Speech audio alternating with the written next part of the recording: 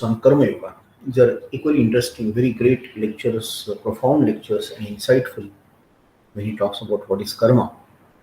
And he begins it with his one of his speeches called as Karma in its effect on character. कर्म और इसका जो हमारे चरित्र है उसके ऊपर क्या परिणाम होता है, its effect on character. So then he starts, the word karma is derived from the Sanskrit kri, that is to do. All action is karma. Technically, this word also means the effects of the actions. जो संस्कृत धातु है क्री, उससे कर्म शब्द आ गया और इसलिए सारे जो हमारे क्रियाएं हैं उतना ही नहीं बल्कि जो क्रियाओं के जो परिणाम हैं ये सारे कर्म के अंदर उसका समाविष्ट होते हैं, उनका समावेश होता है. In connection with metaphysics, it sometimes means the effects of which our past actions were the causes. तो ऐसे भी हो सकता है कि जो हमारे पहले वाले जो कर्म थे, उनके वो क्रियाएं थी, कर्म थे, उनके जो आज वो बन गए कारण और उसके कारण का परिणाम हो गया आज के हमारे जो हम देख रहे हैं वो सारे परिणाम आज के, ये भी एक कर्म के अंदर ही आता है. तो कर्म योगा जब हम लोग कहते हैं तो we have simply to do with the word karma as meaning work. हमें जो कर्म करना है जीवन में, हर एक को कोई ना कोई काम करना है. तो goal of mankind is knowledge. That is the very first thing Swami ji is trying to tell, and that is the one ideal which is placed before us by eastern philosophy. Pleasure is not the goal of man but knowledge. Pleasure and happiness come to an end. तो जीवन का जो तात्पर्य है, ध्येय है, वही ज्ञान है. ज्ञान के बिना जीवन अधूरा है और इसीलिए कर्म करते रहना, सिर्फ एक्शन करते रहना, क्रिया करते रहना, उससे कभी आपको सुख मिलता है, कभी दुख मिलता है, कभी आप बहुत संतुष्ट होते हैं, कभी असंतुष्ट होते हैं. ये जीवन का ध्येय या तात्पर्य, उसका गंतव्य है ही नहीं. आपको ज्ञान मिलना यही उसकी सबसे बड़ी महत्वपूर्ण बात है और इसी को सारी ईस्टर्न फिलॉसफी या जो पूर्व का जो सारा दर्शन है उसी के बारे में हमेशा हमें कहता रहता है. It is a mistake to suppose that pleasure is the goal. The cause of all the miseries we have in this world is that men foolishly think pleasure to be the ideal to be strived for. सारे जग का जो दुख है उसका जड़ कहाँ है? तो लोगों को अभी भी लगता है कि खुश रहना, खुशी मिलना यही मेरे जीवन का एकमात्र ध्येय है, उसी की तरफ मुझे जाना है. लेकिन ऐसे कभी भी नहीं होता. ये गलत ध्येय है, ये गलत आदर्श है, जिसकी वजह से आज सारा जो दुनिया है वो दुखी हो गई है. ऐसे एक संत ने कहा है कि असमाधान ये रोग अभी सबको हुआ है और इसीलिए रोगों के जो लिस्ट होती है उसमें से उसका नाम ही चला गया, क्योंकि असमाधान इतना, असमाधान, खुशी न होना, हमेशा चिंताग्रस्त होना, ये इतना सामान्य बात हो गई है, हर एक के लिए वो हो गई है कि उसको अलग तरफ से हम रोग के रूप में देख ही नहीं पा रहे, कुछ गलती के रूप में देख नहीं पा रहे. After a time man finds that it is not happiness but knowledge towards which he is going.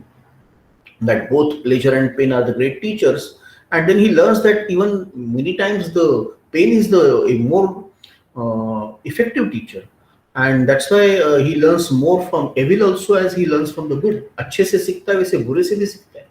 पीड़ा से वो ज्यादा सीखता है, खुशी से थोड़ा कम सीखता है. तो इस प्रकार से प्लेजर और पेन दोनों है जो हमारा जो जीवात्मा है, हमारा जो इंडिविजुअल सोल है, वो अनेक प्रकार से उसके आगे वो अलग अलग प्रकार के चित्र रखते हैं और ये सारे का जो कंबाइंड इंप्रेशन हो जाता है उसी को हम लोग हमारा चरित्र है, हमारा कैरेक्टर कहते हैं. और character is nothing but all this combined impressions. Swami ji says if you take the character of any man, it is really is aggregate of the tendencies, the sum total of the bent of his mind, and you will find that misery and happiness are both the factors of that character. जो चरित्र है वो क्या है, character क्या है इंसान का, तो ये sum total of all this impressions, all those things which are recorded in his mind, they are impregnated in his mind, ये सब मिलके उसका चरित्र होता है. और उसमें भी जैसा हमने कहा कि दुख का भाग, दुख से ज्यादा उसको सीखने मिलता है न कि सुख से या खुशी से. और इसीलिए जब हम दुनिया के सबसे महान चरित्रों को देखते हैं, ऐसे इंसानों को, ऐसे व्यक्तियों को देखते हैं, तो हमें ये कहना उचित होगा, स्वामी जी कहते हैं कि it will be found that the misery that taught them more than happiness, it was the poverty which taught them more than the wealth, and it was the blows that brought out the inner fire more than. अब आप कोई भी उदाहरण लेके देखिए जिनका बहुत ही दरिद्रता में, दुख में और पीड़ा में बचपन गुजरा है, ऐसे लोग आगे जाके महान व्यक्तित्व बने हैं. जिनका बहुत सुख में, शांति में और बहुत ही अनेक प्रकार के उन्हें सुख मिल रहे थे, साधन मिल रहे थे, कुछ भी किसी चीज की कमी नहीं थी। ऐसे लोगों का चरित्र प्राय ही बहुत अच्छा होता है, वो अपने आप में ही मशगूल हो जाते हैं। तो इसलिए नॉलेज जो है, now this knowledge again is inherent in man. ये नॉलेज कहाँ से मिलता है? अगर हमारा गंतव्य ज्ञान है तो ज्ञान आता कहाँ से? वो कहीं बाहर से आता नहीं है। ये सारा ज्ञान हमारे अंदर ही है। जब कोई इंसान बोलता है कि man knows, should be in strict psychological language, be that he discovers what was actually already inside him, unveils it, he learns it। तो अपने आप में ही वो सब है, खाली उसको डिस्कवर किया, उसका जो एक उसके ऊपर जो आवरण आया था उसको अनावृत कर दिया, तो अपने आप में ही वो उसको प्रकटीकरण हो जाता है। तो किसी चीज का ज्ञान होना वही बात है कि अपने अंदर ही जो चीज थी उसका और हमारे बीच में जो पर्दा था, उसको पर्दा निकाल के हम उसको खुद देख सकते, ये चीज है। जैसा स्वामी जी उदाहरण देते कि न्यूटन ने ग्रेविटेशन का लॉ ढूंढा, तो क्या उसके पहले किसी ने देखा नहीं था कि सेब गिरते रहते हैं, पत्ते गिरते रहते हैं, फूल गिरते रहते हैं? किसी को कुछ पता नहीं था। क्या वो ज्ञान किसी कोने में उस बगीचे में बैठा था जहां न्यूटन बैठे थे? बिल्कुल नहीं। उनके अंदर ही वो ज्ञान था, उसी वहां से ही वो आया। All knowledge that the world has ever received comes from the mind. The infinite library of the universe is in your own mind. आपके मन में सारे विश्व का विश्वकोश, ग्रंथालय भरे हुए हैं।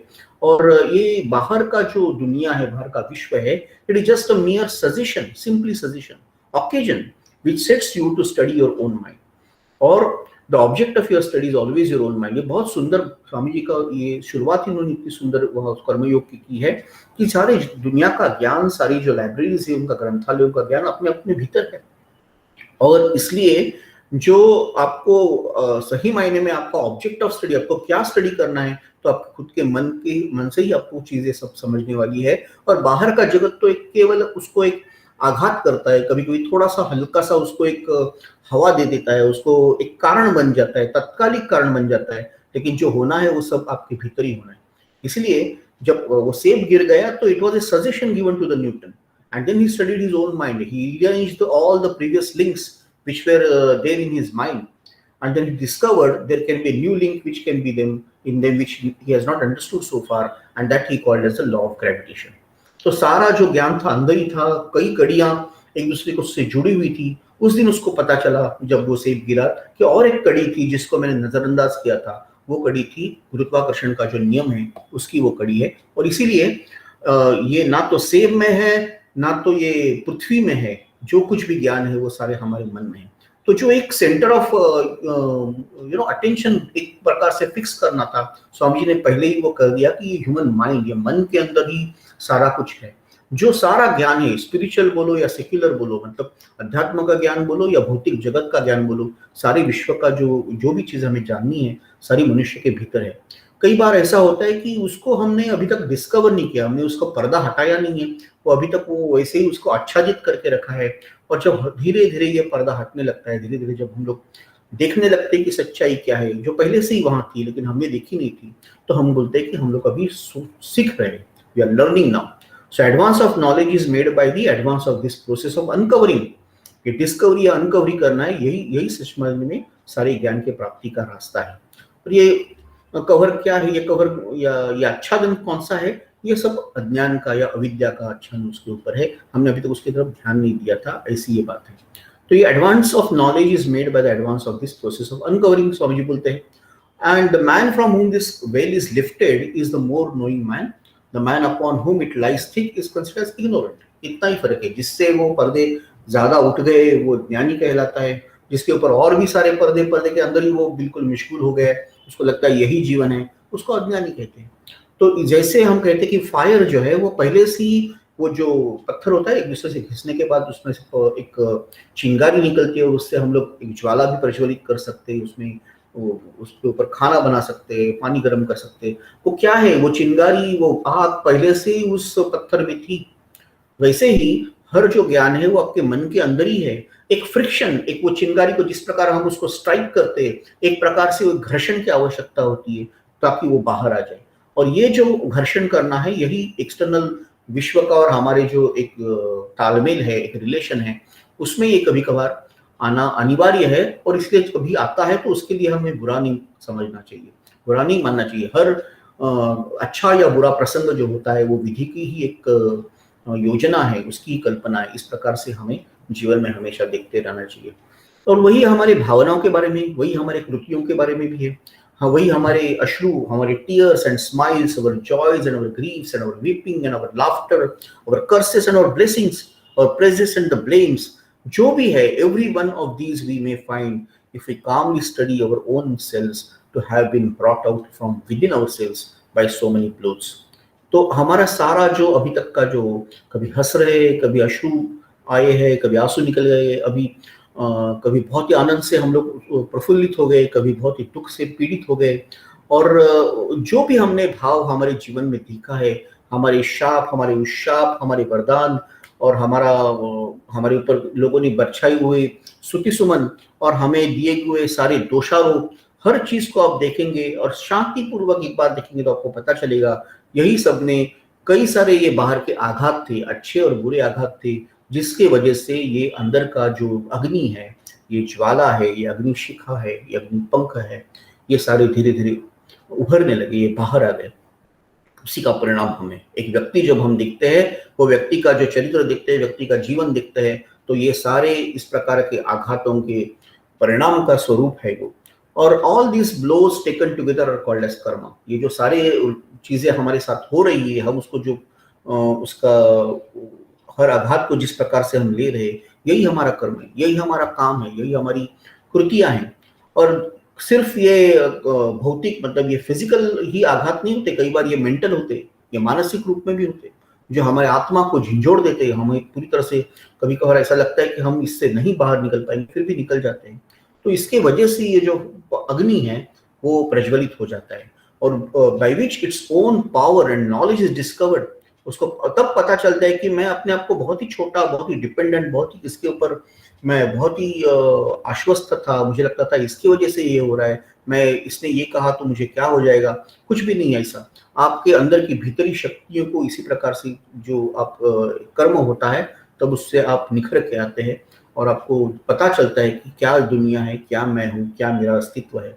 और ये I am talking to you, that is karma. You are listening, that is karma. You breathe, that is karma. You walk, that is karma. Everything we do, physical and mental, is karma, and everything leaves a mark on you. तो हमारा चलना फिरना, बोलना, सांसों का लेना और छोड़ना, हर चीज में कर्म है। और जो भी हम कर रहे हैं मानसिक पतल पे तथा शारीरिक पतल पे, हर एक का हमारे ऊपर एक डीप, एक गहरा हमारे ऊपर चिन्ह वो देकर जाता है, हमें एक आघात करके जाता है, हमारे ऊपर एक प्रकार का कभी न मिटने वाली एक प्रकार की एक अपनी पहचान छोड़ जाता है। उसी से हमारा व्यक्तित्व होता है। और इसलिए there are certain works which are as it were the aggregate, the sum total of the large number of smaller works. If we stand near the sea shore and hear the waves dashing against the shingle, we think it is such a great noise, and yet we know that one wave is really composed of millions and billions of minute waves। तो कभी कभार जो हम बोलते हैं ये काम किया, तो काम एक्चुअली क्या होता है, ये कर्म किया, मतलब अनेक छोटे छोटे छोटे एक्शन, छोटे छोटे कर्म। वो अभी जब भी कर्म कहेंगे, मानसिक भी और शारीरिक भी, दोनों तरफ से हम उसको देखेंगे, तो हर कर्म का वो एक परिणाम होता है। हर छोटे छोटे कर्म, बहुत सारे ऐसे छोटे कर्म जब इकट्ठा हो जाते हैं तो एक बड़ा एक हमें परिणाम स्वरूप बाहरी दुनिया को लगता है कि ये काम ऐसा इतना बड़ा है। लेकिन जैसे सागर किनारे हम देखते हैं छोटी छोटी लहरें इकट्ठा होती है और एक बड़ी लहर बन जाती है, उसी प्रकार से छोटे छोटे एक आघात प्रत्याघातों से या कर्मों से ही एक बड़ा दृश्यमान कर्म हमारे सामने आता है। और एक हर एक का अपना अपना ध्वनि, each one is making noise, और हमेशा हम उसको पकड़ नहीं पाते अपने श्रवण से, लेकिन वो होता रहता है, छोटी छोटी बातें होती रहती है, और उससे सबका जो एक प्रकार से हर एक का एक अपना एक हृदय का स्पंदन भी होता है। और certain kinds of work we feel and they become tangible to us, they are at the same time the aggregate और the number of small works. कभी कभी किस चीज को दृश्य में हमें दिखती है, लेकिन उसके पीछे कई अदृश्य छोटे छोटे काम, छोटे छोटे कर्म हमारे होते हैं, ये समझना जरूरी है। और इसलिए अगर सचमुच आपको किसी व्यक्ति का चरित्र क्या है, उसका कैरेक्टर क्या है, उसको पहचानना है, तो स्वामी जी बहुत सुंदर कहते हैं, do not look at his great performances, every fool can become a hero at one time और the another, watch the man while he is doing his most common actions. ऐसे कहते हो, वो कहते हैं कि अगर आपको सच में किसी को पहचानना है कि वो आदमी कैसा है, तो उसके जो बड़े बड़े काम वो करता है उसकी तरफ थोड़ा ध्यान हटा दो उससे, क्योंकि हर कोई अपने जीवन में कभी ना कभी बहुत महान दिखता है। एक बुद्धू आदमी भी कभी कभी बहुत महान दिखता है जब उसका क्षण होता है, जब उसका टाइम आता है। हम कहते हैं ना, तो अभी गधा भी पहलवान होता है, तो वैसे दिखता है वो। लेकिन अगर आपको इंसान को सचमुच जानना है, उसका अस्तित्व, उसका चरित्र को जानना है, तो उसकी जो रोज की छोटी छोटी क्रिया है उसके तरफ ध्यान दे दो, उसको देखो कि वो कैसे वो कर रहा है, तभी उसका जो असली चरित्र है उसमें से दिखेगा। महान प्रसंग तो हमेशा छोटे छोटे लोगों को भी महान बना देते, लेकिन छोटे छोटे रोज के बहुत ही साधारण, अति साधारण प्रसंग जो है उसमें भी जो अपना एक अपनी पहचान छोड़ जाता है, वही वास्तव में महान पुरुष है। तो इसलिए कौन सा कर्म करते समय आपके कौन से गुण व्यक्तित्व के दिखेंगे, ये भी नहीं कहा जाता। कोई बड़े काम करते करते भी बहुत छोटे लोग हो जाते हैं, और कोई छोटे छोटे काम करते हुए भी लोग बहुत बड़े हो जाते हैं। तो Karma and its effect on character is the most ट्रेमेंडस power that man has to deal with. Man is, as it were, a center and is attracting all the powers of the universe towards himself. And in this center is fusing them all and again sending them off in a big current. तो क्या होता है कि कर्म का अपने चरित्र के ऊपर जो एक इफेक्ट है, वो अपने आप में एक महान शक्ति है, प्रचंड शक्ति है, और इसके साथ मनुष्य को हमेशा उसके साथ रहना पड़ता है, उसके साथ साधर्म्य या सामंजस्य रखना पड़ता है। इतनी बड़ी वो शक्ति है। तो इसलिए मानव एक ऐसा एक केंद्र बिंदु है जो अनेक विश्व के शक्तियों को अपनी तरफ खींच लेता है, और फिर उसको अपने आप में इकट्ठा करके वापस उससे एक बड़ा कह सकते और एक बड़े रूप में उसको बाहर फेंक देता है। तो कुछ चीजें आती रहती है विश्व की और वो बाहर फेंकता रहता है। तो ये ऐसे ही इंसान का जो केंद्र है वो एक कह सकते कि सच मायने में जिसको हम इंसान कह सकते हैं वो वही है। वो सच इंसान, उसके अंदर का जो एक भीतर का ये दृश्य रूप के पीछे पीछे रहने वाला सच जो है वो क्या है, वो हमेशा से ही सर्वशक्तिमान है, वो सर्वसाक्षी है, और वो सब कुछ जान सर्वज्ञानी है। सो ओमनी प्रेजेंट, ऑलमाइटी, ओमनिशिएंट, उस प्रकार से वो है। और इसीलिए वो भी जैसे हम अपनी तरफ सारी चीजों को खींचते, वो भी अपनी तरफ सारे कर्मों को देखता है, अच्छी बुरे, सुख के और दुख के, all are running towards him and clinging around him, and out of them he fashions the mighty stream of tendency which is called as characters and throws it outwards. तो जो एक छोटे व्यक्ति के लिए वही, महान व्यक्ति के लिए वही, एक ईश्वर के लिए हर जगह पे वही हो रहा है। and he has the power of drawing in anything, so has he power of throwing it out. तो कुछ भी हो सकता है ऐसा। इसीलिए all the actions that we see in the world, all the moments in human society, all the works that we have around us are simply the display of thought, manifestation of the will of man. Machines or instruments, cities, ships, or men of war, all these are simply the manifestation of the will of man. हम जो भी यहाँ सारे कर्म देख रहे हैं, सारी क्रियाएं देख रहे हैं इस दुनिया में, ये क्या है? ये समाज में ये सारी उलट पुलट हो रही है, वो सब क्या है? ये सारे जो है, सारे काम, सारी उलट पुलट, सारी चीजें जो हमारे आसपास हो रही है, ये कुछ नहीं है, कुछ विचारों का सब ये दर्शन है, विचारों का ये सब आदान प्रदान विचारों की वजह से हो रहा है। ये किसी की इच्छा शक्ति की वजह से हो रहा है। तो ये सारे जो यंत्र हमने देखे, कई तरह से उपकरण देखे, किसी ना किसी की इच्छा शक्ति थी, किसी ना किसी का विचार था इसके पीछे। कोई बड़े बड़े हम शहर देखते हैं, लड़ाइयाँ देखते हैं, और नौकाएं देखते हैं, महान नौकाएं देखते हैं, और ये सारा कुछ नहीं है। एक तरफ से हम देखें, जो भी दृश्यमान है वो सारे विचार की वजह से, किसी ने विचार किया, किसी ने वैसे सोचा, किसी ने उस प्रकार से उसके पीछे अपनी शक्ति लगा दी, इसलिए वो हो सका। और ये जो सारा है, ये this will is caused by character. ये कहाँ से वो विल, उसको मैनिफेस्टेशन किसी को करने के लिए जो शक्ति लगती है, इच्छा शक्ति लगती है, वो कहाँ से आता है? वो उसके चरित्र से आती है, और चरित्र है वो उसके पहले वाले कर्मों से आता है। तो जैसा कर्म है वैसा ही उसके इच्छा शक्ति में उसका परिवर्तन होगा। और इसीलिए जो हम लोग कहते हैं, these are the men of mighty will the world has produced, have all been the people who have done tremendous work, gigantic souls, with wills powerful enough to overturn the worlds, wills that they got by persistent work through ages and ages. तो जो महान व्यक्तित्व जिन्होंने दुनिया के इतिहास को रचा, अनेक चीजों को नए से निर्माण किया, सृजन किया, और पूरी इतिहास का जो सारा प्रवाह था उसको अपनी तरफ उसने अलग तरह से मोड़ दिया, ये लोग महान शक्ति के लोग थे। उनमें जो सारा इच्छा शक्ति का खेल था, उनके ऊपर जो इतनी शक्ति थी कि सारी दुनिया को वो कहते थे कि हम लोग समुद्र को पी जाएंगे और दुनिया को मेरी तरफ पूरे मोड़ लेंगे। ये उनके कर्मों की वजह से, सालों साल जो करते रहे कर्म, उसका वो परिणाम था। कर्म के बिना इच्छा शक्ति नहीं, इच्छा शक्ति बिना बाहरी परिणाम नहीं। इस प्रकार की ये रचना है। और इसीलिए एक बुद्ध के जैसे या जीसस जैसे अगर आपको एक प्रचंड इच्छा शक्ति आपको अपने आप में लानी है, तो ये कोई एक जीवन में एक जन्म की बात नहीं है, कई सारे जन्म उसके पीछे गए होंगे। It is not known that their fathers ever spoke a word for a good of mankind. लेकिन मतलब ऐसे उनकी जो जैविक दृष्टि से उनके जो पिता माता वगैरह थे वो कोई इतने महान नहीं थे जैसे उनके पुत्र हो गए। कितने सारे ऐसे ये सुतार है रहेंगे जिसने लकड़ी का काम किया होगा, लेकिन हर एक का बेटा ऐसा नहीं होता है। कितने सारे राजा रहेंगे जिनके राजपुत्र ऐसे होंगे, लेकिन हर कोई बुद्ध नहीं होता है और हर कोई कृष्ण नहीं होता है। तो इसलिए millions and millions of petty kings like Buddha's father have been in the world but there was only one Buddha. तो ये कैसे होता है?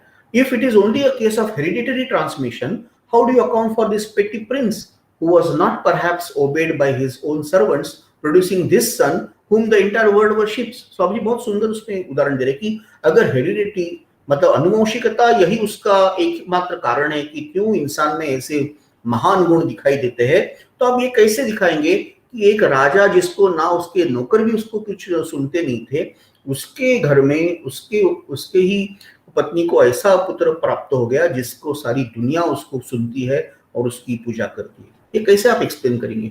ये जो दोनों के बीच में दूरी है, दरी, उसमें जो गल्फ है दोनों के बीच में, एक लकड़ी के काम करने वाला सामान्य कारागिर और दुनिया को एक नई राह दिखाने वाला उसका बेटा, ये जो है इसके समझने के लिए आपको अनुवंशिकता के आगे जाना पड़ेगा। इस प्रकार के जो जायजेंटिक मतलब बहुत ही प्रचंड स्वरूप के जो इच्छा शक्तियां जो बना सकते हैं, जो दुनिया को एक प्रकार से उससे प्रभावित कर देते हैं, ये कहाँ से आती है?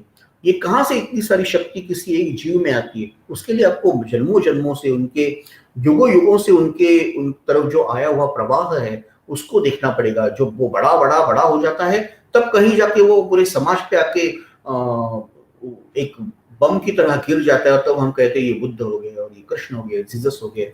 लेकिन अभी भी वो सब आगे चलते आ रहा है और वो उसके परिणाम अभी भी उनके जाने के बाद, शारीरिक दृष्टि से उनके जाने के बाद, उनका अवतार पूर्ण होने के बाद भी उन्होंने जो किया उसके परिणाम अभी भी चलते रहते। ये उनकी शक्ति का ये आविष्कार है। और इसीलिए हमें यह देखना पड़ेगा कि कर्मयोग में ये सारी चीजें कितनी प्रभावशाली होती है।